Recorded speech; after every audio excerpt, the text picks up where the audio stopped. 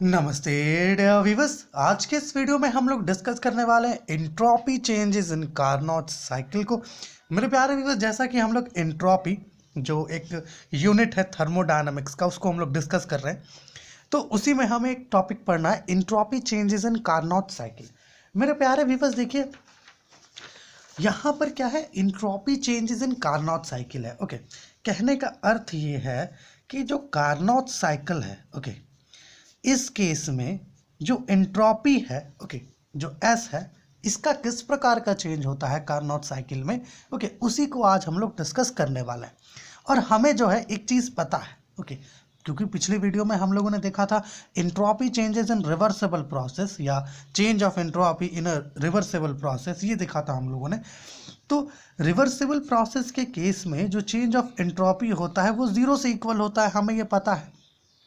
और हम लोग ये भी जानते हैं मेरे प्यारे व्यूअर्स कि ये जो कार्नोट साइकिल है ये भी एक प्रकार का क्या है, रिवर्सिबल साइकिल है या रिवर्सिबल प्रोसेस है, हम लोग जानते हैं ये भी, है ना। तो ऑब्वियस सी बात है, जो एंट्रोपी चेंज होगा कार्नोट साइकिल में वो जीरो से इक्वल होगा, और कार्नोट साइकिल में जो एंट्रोपी होगा वो अनअल्टर्ड होगा, है ना। चूंकि कार्नोट साइकिल क्या है, एक रिवर्सिबल साइकिल है, और रिवर्सिबल साइकिल के केस में चेंज ऑफ एंट्रोपी जीरो से इक्वल होता है, तो है ना। ये चीज़ तो हम लोग समझ गए कि एंट्रोपी चेंज जो होता है कार्नोट साइकिल का वो अनअल्टर्ड रहता है, मतलब जीरो से इक्वल होता है, चेंज नहीं होता है ना। ओके, तो इस चीज़ को हम लोग कैसे शो कर सकते हैं, क्योंकि एग्जामिनेशंस में शो करने के लिए आता है, प्रूफ करने के लिए आता है ना। लॉन्ग आंसर टाइप में ये अक्सर इस तरह का क्वेश्चन आता है, तो कैसे हम लोग इसको प्रूफ कर सकते हैं, आज के इस वीडियो में यही डिस्कस करने वाला है। मेरे प्यारे व्यूअर्स देखिए, हमें पता है कि कार्नोट साइकिल में क्या होता है, 4 स्टेप्स होता है। ओके, यहाँ पर इस पीवी डायग्राम से हम लोग इस चीज़ को समझ सकते हैं कि कार्नोट साइकिल में क्या होता है, 4 स्टेप्स होता है। पहला जो स्टेप होता है वो होता है आपका आइसोथर्मल एक्सपेंशन का। ओके, जो दूसरा स्टेप होता है वो इस कर्व बीसी से शो किए हैं हम लोग, ये होता है आपका अडायबेटिक एक्सपेंशन का। ओके, यहाँ पर लिख देते हैं, पहला स्टेप होता है आपका आइसोथर्मल एक्सपेंशन का। ओके, दूसरा जो स्टेप होता है वो आपका होता है अडियाबेटिक एक्सपेंशन का। ओके, और जो तीसरा आपका होता है, जो तीसरा स्टेप होता है मेरे प्यारे व्यूअर्स, वो आपका होता है आइसोथर्मल कंप्रेशन का। ओके, और जो चौथा स्टेप होता है जिसको हम लोग कर्व डीए से शो किए, जो कर्व है ना डीए, उससे शो किए हैं, ये आपका अडायबेटिक कंप्रेशन का होता है। ओके, तो हम लोग यहाँ करेंगे क्या, पहले देखेंगे कि जो पहला स्टेप है आइसोथर्मल एक्सपेंशन का, इसमें जो नेट चेंज हो रहा है एंट्रोपी का, है ना, वो पता करेंगे।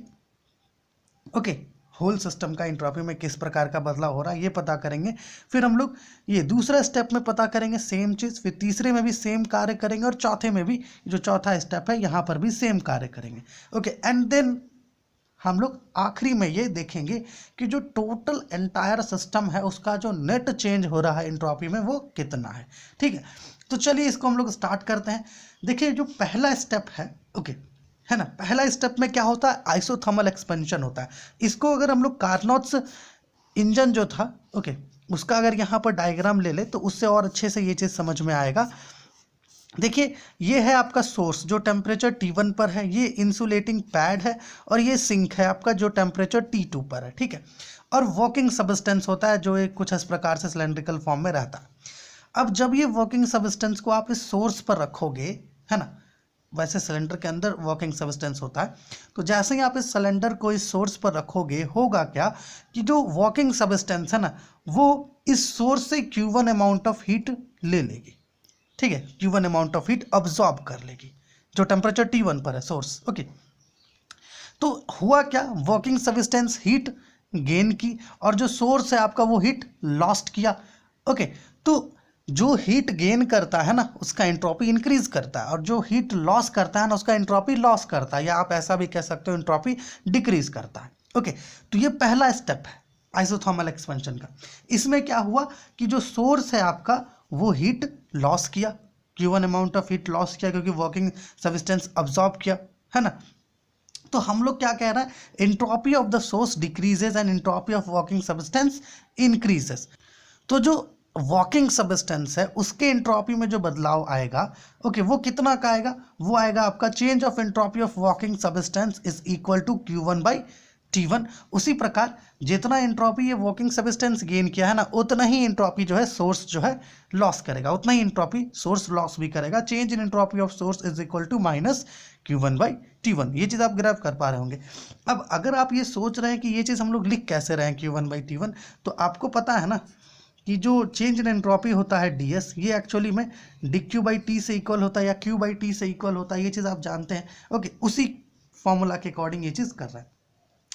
तो ये जो पहला स्टेप है, इस पहले स्टेप के दौरान जो होल सिस्टम है उसमें जो नेट चेंज होगा एंट्रोपी का, वो कितना होगा, वो हम लोग यहाँ पर लिखे हैं। देखिए, net change in entropy of the whole system during step 1 is del S is equal to minus Q1/T1 plus Q1/T1 is equal to 0, है ना, क्योंकि सोर्स का नेगेटिव में लिए क्योंकि वहाँ पर डिक्रीज कर रहा है एंट्रोपी, और इसको हम लोग प्लस में ले रहे हैं क्योंकि यहाँ पर इंक्रीज कर रहा है। तो आप देख रहे हैं जो चेंज ऑफ एंट्रोपी है del S पहले स्टेप में वो 0 से इक्वल है ना।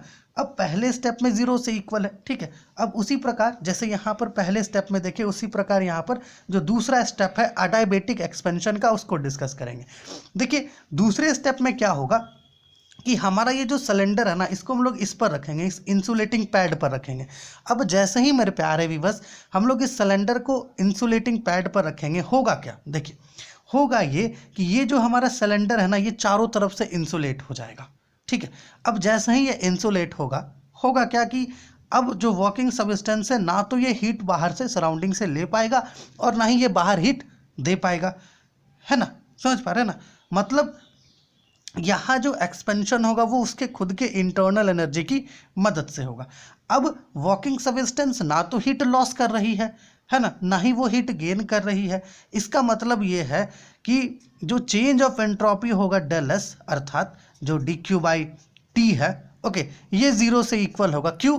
क्योंकि यहाँ पर ये जो del Q है ना, मतलब जो अमाउंट ऑफ हीट है वो 0 से इक्वल है ना। वॉकिंग सब्सटेंस को कोई किसी भी प्रकार का अमाउंट ऑफ हीट ना मिला है, ना ही ये हीट दिया है ना, तो 0 पुट करोगे तो चेंज ऑफ एंट्रोपी 0 ही मिलेगा। तो स्टेप नंबर 2 यहाँ लिखे हैं हम लोग। देखिए, अडायबेटिक एक्सपेंशन का दूसरा step, the walking substance is completely thermally isolated from source and sink, hence it neither gain or lose heat from source or sink. This is del Q is equal to 0.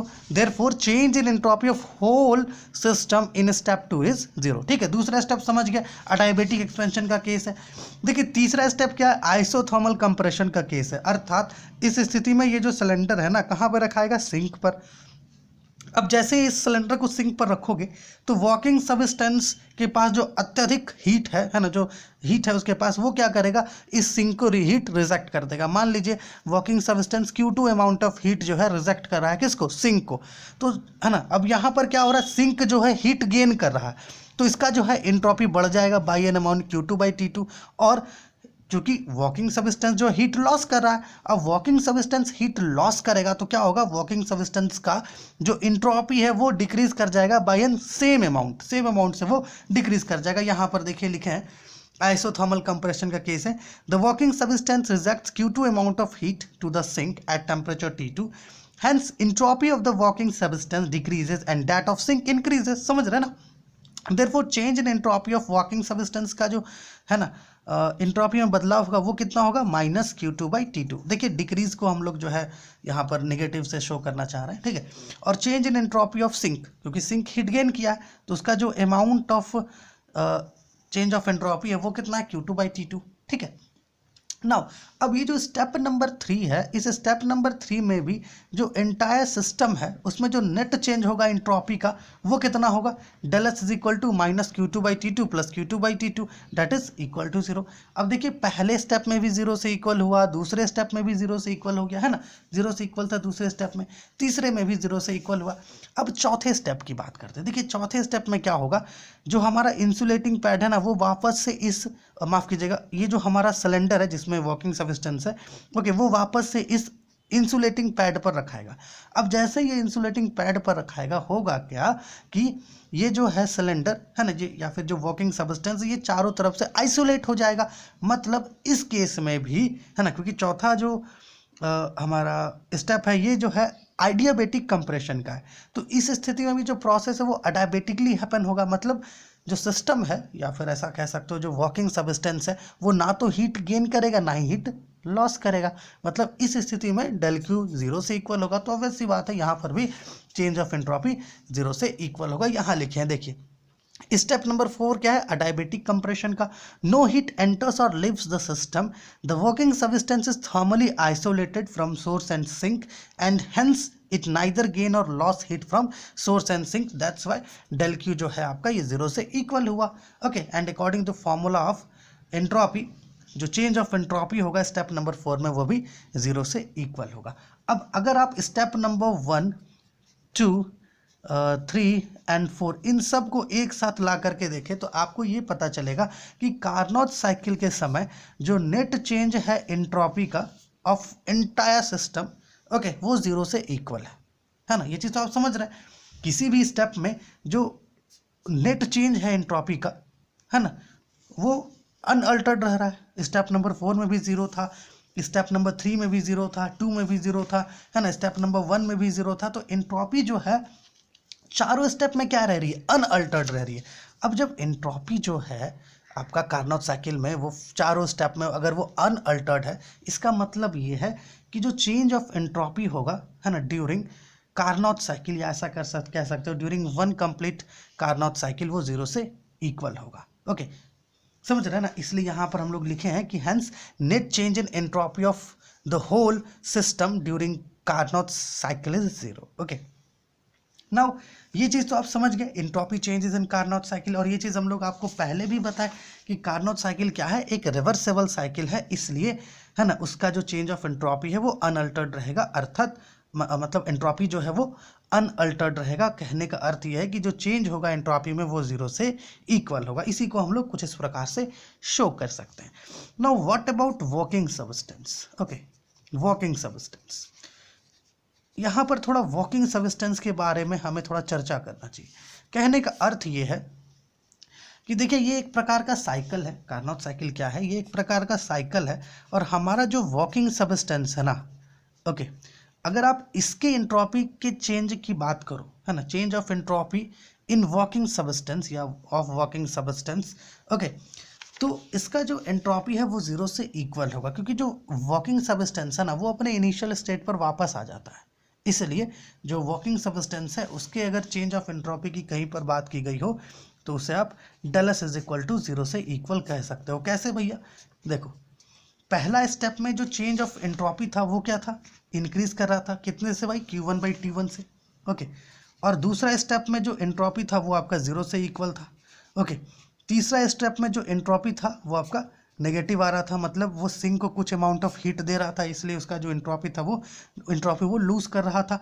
और चौथा step में भी वो 0 से equal था। अब यहाँ से आप थोड़ा पता करके देखिए तो Q1/T1, ओके, ये 0 से इक्वल हो रहा है ना। तो आप अगर ऐसा शो करने दे कि शो डैट वर्किंग सब्सटेंस का भी एंट्रोपी 0 से इक्वल है, कैसे, है ना, तो आप इस प्रकार से शो कर सकते हो कि भैया स्टेप 1 में इतना आया, है ना, एंट्रोपी मतलब change of entropy, net change in entropy of working substance पहले स्टेप में, दूसरे स्टेप में इतना आया, तीसरे स्टेप में ये, और चौथे स्टेप में ये, फिर सबको आप सॉल्व करोगे तो वो 0 से इक्वल मिलता है। ठीक है, तो entropy changes in Carnot cycle, ये हम लोग का जो एंट्रोपी है उसका ये छठा वीडियो है। ठीक है, इसके पहले हम लोगों ने टोटल 5 वीडियोस डिस्कस किया एंट्रोपी के रिगार्डिंग। तो अगर आपने वो वीडियोस नहीं देखा है तो देखिए, लिंक आपको नीचे मिलेगा डिस्क्रिप्शन में। इसका एक प्रॉपर प्लेलिस्ट है एंट्रोपी का, तो ज़रूर से ज़रूर चेक कीजिए। डेफिनेटली जो वीडियोस है आपके लिए हेल्पफुल होगा। और थर्मोडायनेमिक्स का भी प्लेलिस्ट है, उसे भी ज़रूर से ज़रूर चेक कीजिए।